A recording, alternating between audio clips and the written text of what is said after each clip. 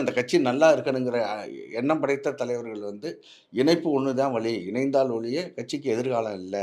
இப்படி மறைந்த தலைவர்கள் வந்து உருவாக்குன இந்த இயக்கத்த வாழ்விக்கிறது தான் அந்த வாரிசுகளோட கடமை. அடுத்து வரக்கூடிய சக்சஸரோட கடமைன்னு நல்லெண்ணத்துல நெனைக்கிறாங்க.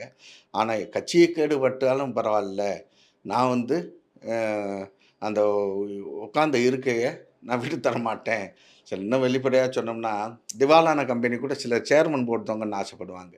அவங்கள என்னன்னு நீங்க வகைப்படுத்துவீங்க? அதேபோல ஒரு இயக்கம்னா, அத வலுப்படுத்துறதுக்கு என்ன what are its weaknesses are rectified. ஒரு இயக்கத்திற்கு என்ன பிரச்சனை இருக்கு? அதை எப்படி சரி பண்ண வேண்டும் என்பது தான் ஒரு ஸ்ட்ராட்டஜின்னு நம்ம சொல்லுவோம். ஒரு லீடர்ஷிப் எடுக்கக்கூடிய சமயோஜித முடிவா இருக்கணும். அத விட்டு போட்டு நான் வந்து கேடு கெட்டா என்ன?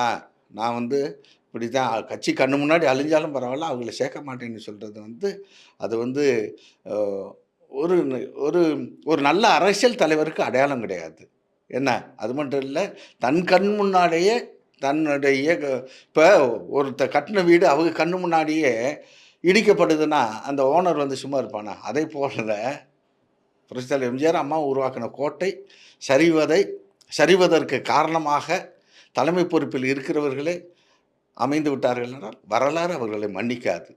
எனவே கேபிஎம் சொன்னதைப் போல, இந்த தேர்தல் வாழ்வா சாவா என்ற தேர்தல், அதற்கு வாழ்வதற்கு ஒரே வழி இணைப்பு ஒன்றுதான்.